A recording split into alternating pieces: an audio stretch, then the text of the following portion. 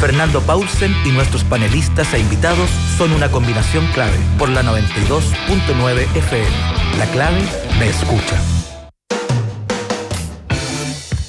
Empieza tu día con toda la energía natural de Marley Coffee, un café de grano orgánico molido al instante con leche descremada. Prueba el sabor de Marley Coffee en sus 12 exquisitas y variadas mezclas que te esperan para recargar tu día. Con Marley Coffee disfruta tu día con toda la onda.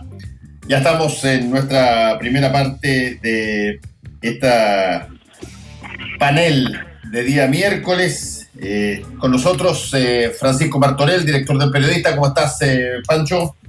¿Qué tal, Fernando? ¿Qué tal, Alberto? ¿Cómo están? Y también Alberto Mayol. ¿Cómo estás, Alberto? ¿Qué tal, Fernando? ¿Qué tal, Francisco? ¿Cómo están?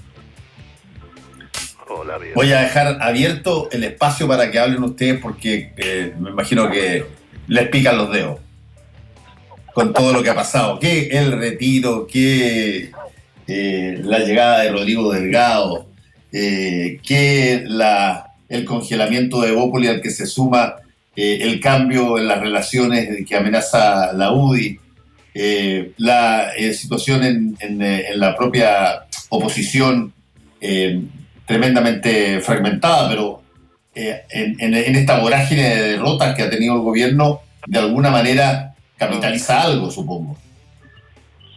A ver, Alberto, dale. Yo creo que en política los maremotos son en cámara lenta, entonces en la práctica la confusión con la que el gobierno enfrentó el plebiscito, con la vergonzosa en términos políticos situación en la cual el presidente vota apruebo supuestamente o declara votar apruebo, y al mismo tiempo no rentabiliza un triunfo gigantesco del apruebo, porque esa fue la situación y esa es la magnitud de la confusión política, cómo se organizó esa participación del gobierno, que incluso lo destacó Pablo Longueira en su momento.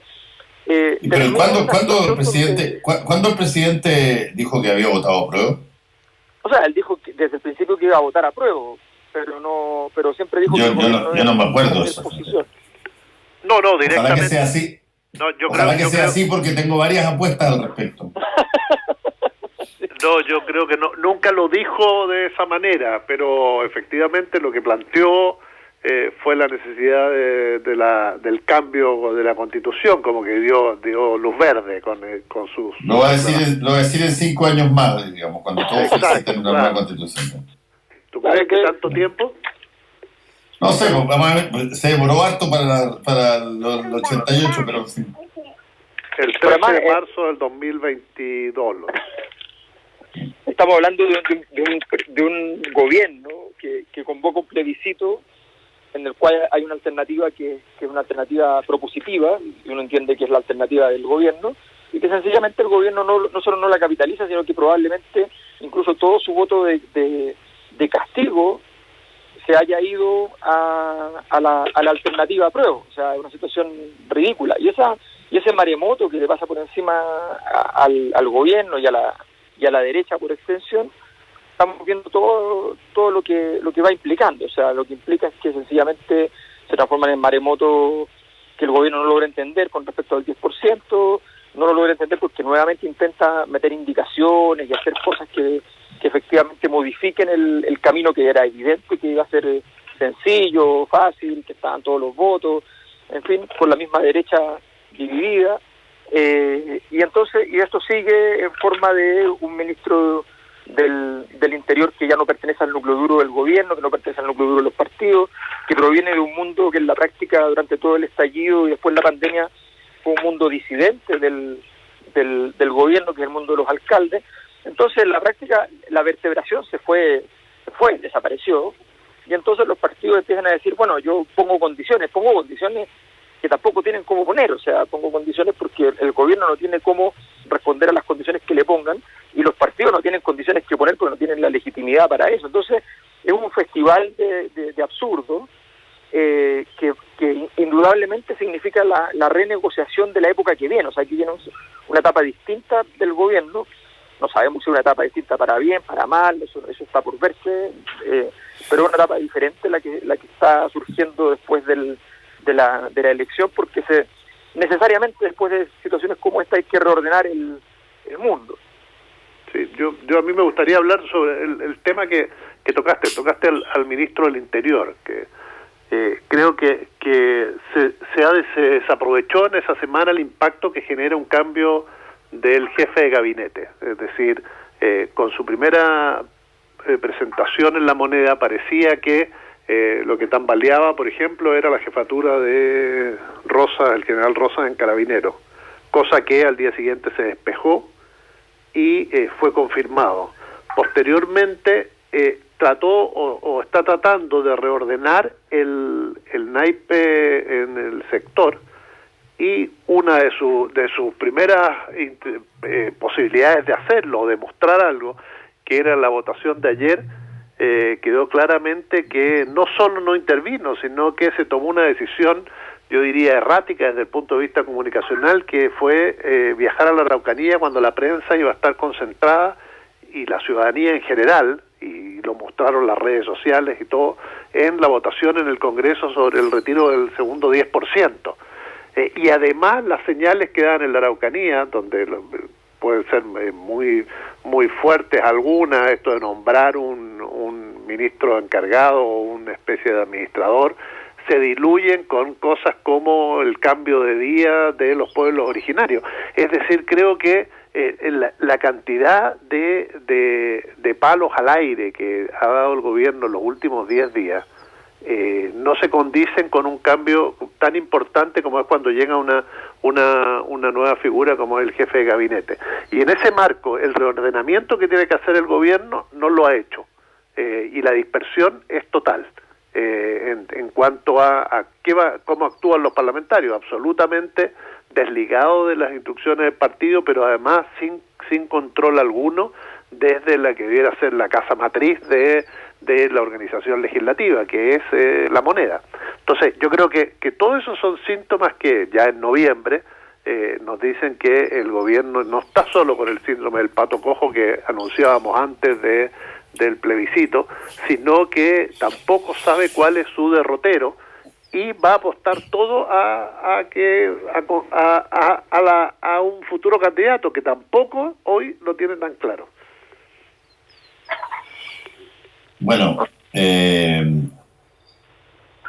los embates estos que se han generado tienen distinta naturaleza. Uno, bueno, la pandemia se inicia como una amenaza biológica, digamos, una cosa que se transmite por el aire, que la traen las personas a medida de que generan su movimiento, pero pronto empieza a básicamente evaluarse el manejo de la pandemia de acuerdo a cómo se reacciona. Y ahí hay diferencias bastante fuertes entre países, digamos, de cómo se reacciona. Si, lo mismo ocurre en el caso de las situaciones políticas. Tú tienes el estallido social de octubre del año pasado, donde, claro, ese estallido fue gatillado por un montón de variables que de pronto eclosionaron y sacaron a la gente a la calle. Y a partir de ahí, la respuesta, básicamente, en términos del análisis a futuro que se va a tener, es cómo se reaccionó a eso. Y tenemos dos vías ahí, Pancho y Alberto, que son bien interesantes. Una es el puente que se estableció en un abismo que denominado el proceso constitucional, y que fue una cosa extraordinariamente productiva. Y por otra parte viene toda esta catarata de desaciertos en todo orden de cosas, desde los enemigos implacables, poderosos, el K-pop, cosas que parecen, cosas que hoy día, ¿para qué estamos con cosas? Parecen como medias infantiles, como medias ridículas, como no propias de un gobierno, y que sin embargo ocurrieron. Y que dejaron una huella, a mi modo de ver, bastante mala para partir en la propia coalición de gobierno que hoy día está a los machetazos entre ellos. Claro, lo que pasa es que yo creo que efectivamente la inconsistencia del actuar es siempre muy problemática en política. Evidentemente, todos sabemos que la consistencia en el actuar absoluta no existe en política, y por el contrario, más bien hay ciertos actitudes oportunistas, en fin. pero hay algún nivel de línea recta que se traza. O sea, tenemos una situación en la cual, vamos a decirlo así, el ministro que es clave, que es fundamental en algo que fue exitoso, que fue la convocatoria al acuerdo por la nueva Constitución y la paz social, en algo que efectivamente logró vertebrar y articular el sistema político después de mucho tiempo con la ciudadanía. Resulta que ese ministro termina yéndose muy mal porque sencillamente el gobierno no parece tener participación en el evento, literalmente no sale ni en la foto, y sencillamente queda como una acción subrepticia casi, como si fuera un gran triunfo político para el gobierno lograr eso subrepticiamente. Se entiende que hay cosas que se hacen en política subrepticiamente porque el triunfo que implica por el mero hecho de que ocurra es muy importante. Podríamos decirlo así, para la izquierda, para un gobierno de izquierda le habría convenido en el fondo hacer subrepticiamente que un cambio constitucional que pareciera que no tuvo nada que ver en el proceso, pero no es el caso. Entonces uno se da cuenta a partir de ese tipo de situaciones donde los datos estructurales están en degradación, donde todos estos errores que tú señalas adquieren valor justamente porque están en un contexto de confusión, porque no hay una línea política, porque no se sabe qué es lo que se está haciendo. Entonces, hoy día el gobierno de Sebastián Piñera no tiene proyectos, ese es el tema. No tiene proyectos. Los ministros del Interior, que normalmente son una de las virtudes políticas de Sebastián Piñera, es que normalmente cuesta que se le caigan ministros del Interior. Resulta que llevamos 3 ministros del Interior, donde el primero duró más que el segundo duró más que el tercero. Llevamos 4 ahora, y estamos partiendo con el cuarto, que viene provisto de una legitimidad que se externa a la legitimidad del gobierno, y que vamos a ver si tiene la capacidad.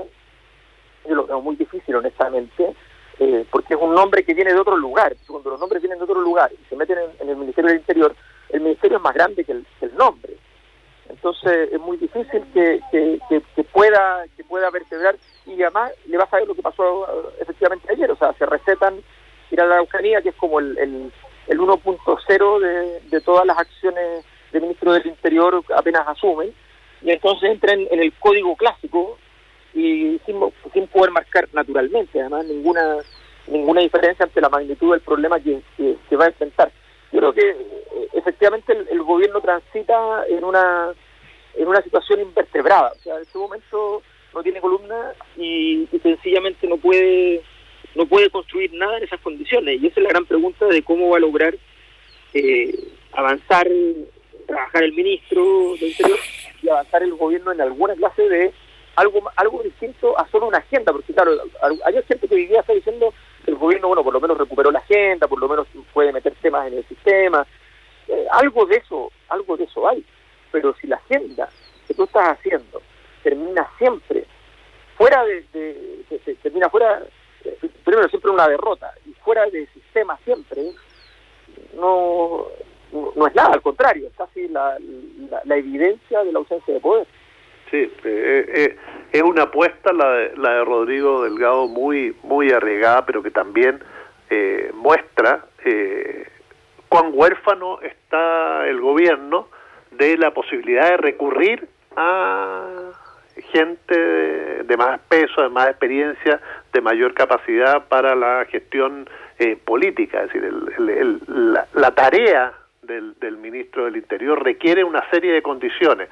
Traer a un alcalde, obviamente que es un riesgo muy alto, sobre todo en los tiempos en que vivimos. Es decir, acá no solo está el tema de la amenaza latente, de un segundo estallido, está el tema que planteaba Fernando de la pandemia y cómo el gobierno va a ser recordado por eso, y aquí hay que ser muy claro. Es decir, estaba leyendo ayer en Vocería Virtual esta columna que escribieron Rafael González y Basigalupe sobre otra vez no la vieron venir, pero que plantea este tema de las cifras y cómo la cantidad de fallecidos que está dejando el COVID día a día no muestra una baja en relación como lo muestran los casos. Lo que podríamos estar viviendo en el país sería de alguna manera un apresuramiento de bajar la cantidad de casos, por X motivo, por la forma en que se están buscando, por cómo se están realizando los PCR,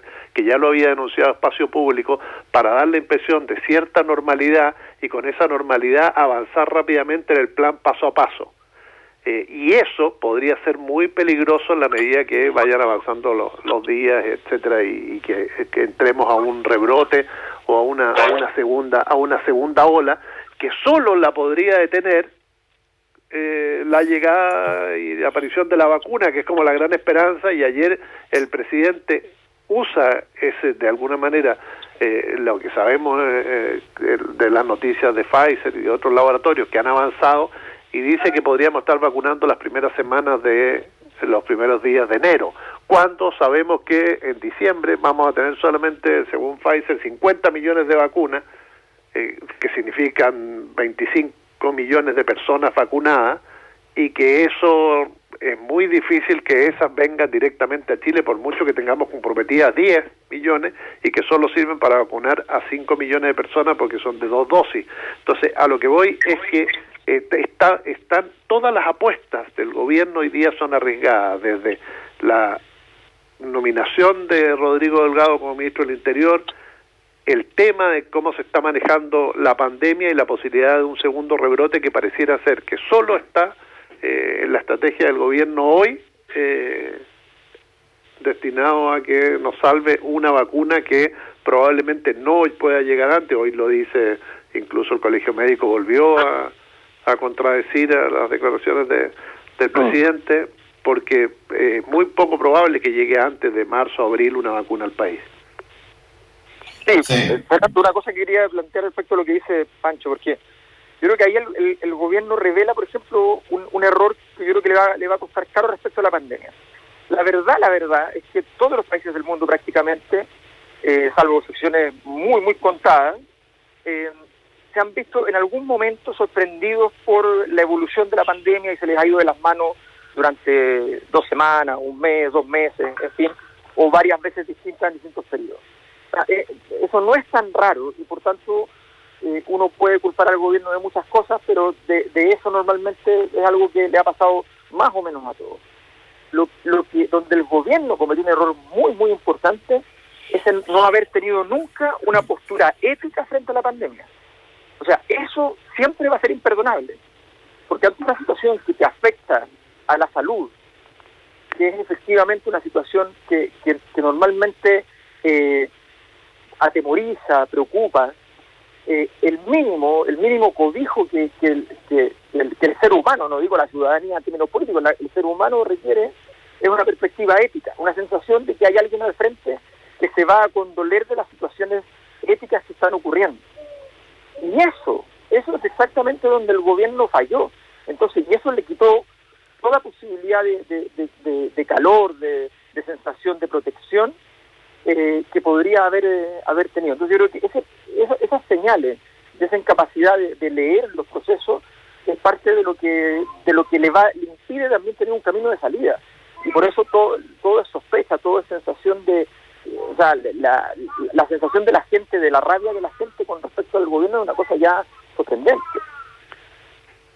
Y otra cosa, Alberto, que se entronca con lo que tú estás diciendo, es esta sensación de que quiere transmitir el gobierno de que siempre lo estamos haciendo bien, como que no hay espacio a la duda, como que somos los campeones mundiales en realización de test PCR, que somos los campeones mundiales en UCI, ese tipo de cosas, ese generar expectativas por sobre lo normal, creo que también abona a lo que tú estás diciendo, porque genera cierta rabia, y como hay desconocimiento, hay descreimiento en lo que el gobierno está planteando, genera aún más desconfianza. Es una manera comunicacional que ha tenido el gobierno antes de asumir, con el estimular las expectativas de lo que podía ser, que lo ha hecho en la economía, lo ha hecho en la forma de enfrentar la pandemia, e incluso cada vez que hace algún cambio, con lo que tanto son tan las sobreexpectativas que genera, que termina desinflándose. Sí. Bueno, desde ese punto de vista, los embates que está recibiendo el gobierno son bien serios en términos, mira, en el lapso de 3 semanas, tú has tenido a un sector de Bópoli diciendo que tiene las relaciones congeladas, a una jefa de bancada de la UDI diciendo que va a cambiar la relación con el gobierno porque no están dispuestos a seguir recibiendo todos los charchazos como si fueran ellos los culpables y no el gobierno. Estamos hablando de 2 partidos de 4. Claro. O sea, y evidentemente y hay un partido que no puede hacer, pase lo que pase, aquello.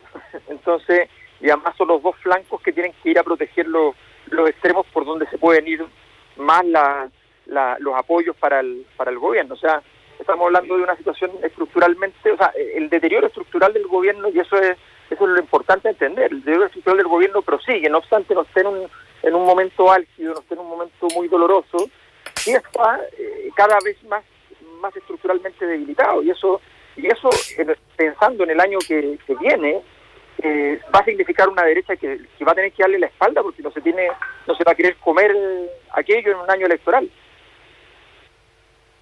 Sí. En todo caso,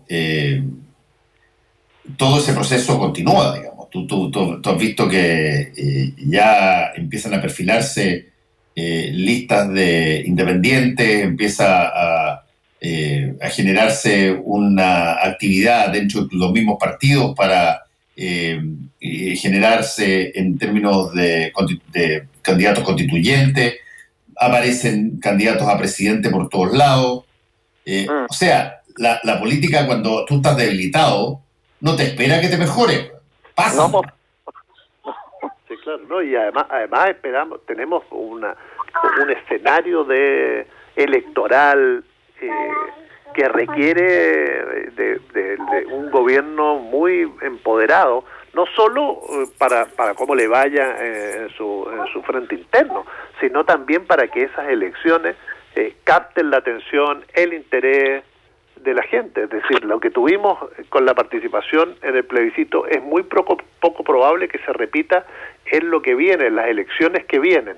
Y eso también es preocupante para el sistema político. Y por otro lado, hoy hemos hablado bastante del gobierno, tenemos una oposición que logra unirse para determinadas cosas que ni siquiera tampoco son de su riñón o de su máximo principio, como son el 10%, pero que está disgregada en una serie de cuestiones, que no es capaz de sacarse una foto después de obtener un porcentaje alto en el plebiscito constituyente, que no avanza en la forma y en cómo va a enfrentar las próximas elecciones, que ni siquiera sabe de qué manera va a integrar a los independientes y que hasta ahora da palos de ciego respecto a las próximas candidaturas. Entonces, frente a eso, aquí pareciera que tenemos al sistema, a los dirigentes de nuestro sistema político flotando en un mar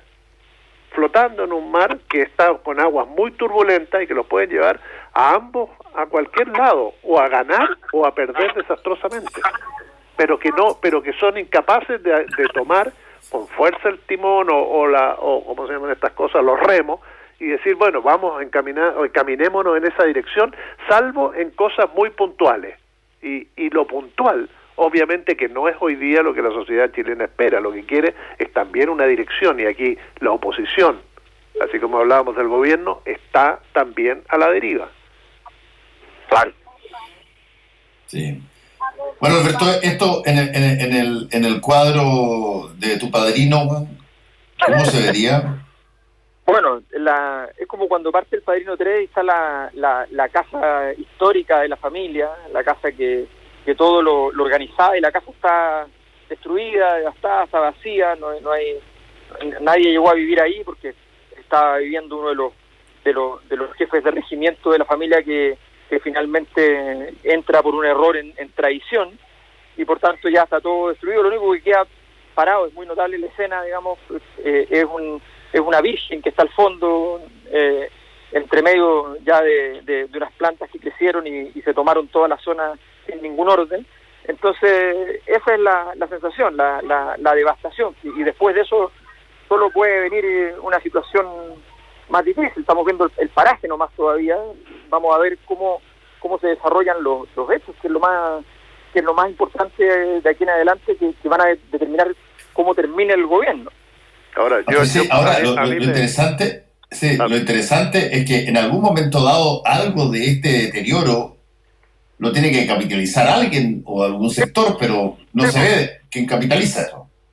Ese es el tema. Hay cierta incapacidad para leer el escenario, y yo, Alberto, te diría que a mí la situación de hoy me asemeja mucho a esa escena donde está el Padrino 1 jugando con su nieto en el jardín, y en cualquier momento se desploma.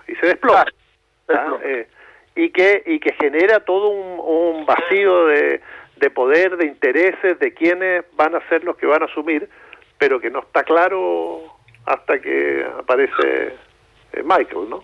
Lo que yo creo que tenemos súper claro que este es un escenario donde todos están perdiendo, donde, o sea, uno dice, la gente dice, bueno, pero es que seguro que tiene que salir Lavín. Yo digo, no, yo creo que no va a salir Lavín. Y me dicen, bueno, entonces, ¿quién va a salir? No tengo idea, pero yo creo que efectivamente estamos en un escenario donde la solución no ha llegado, y si hay alguna clase de solución o algo parecido a eso, ni siquiera una solución en el sentido grande del término, va a venir de afuera. O sea, no creo que sean muchos de los nombres que hoy día están, capaz que no sean los que finalmente se transformen en lo relevante del futuro, cosa que es muy inusual porque ya estamos cerca en el fondo. Habría que hacer una empresa internacional de líderes, expresidentes que fueron notables y que ya no pueden reelegirse y que se ponen al servicio de los países por una módica suma sería, mira, imagínate tú, después Fernando, de que, y con un contrato a prueba de 3 meses renovable. Claro, no puede ser tanto 3 meses, pero 6 meses renovables. No es mala idea. Triunviratos concesionados es una idea muy buena. Hay que poner triunvirato para que sea más amplio, digamos, no sea para que sea más amplio. Ya, que les vaya bien, chao, cuídense. Un abrazo, nos vemos, chao. Volvemos con Combinación Clave. La clave me escucha.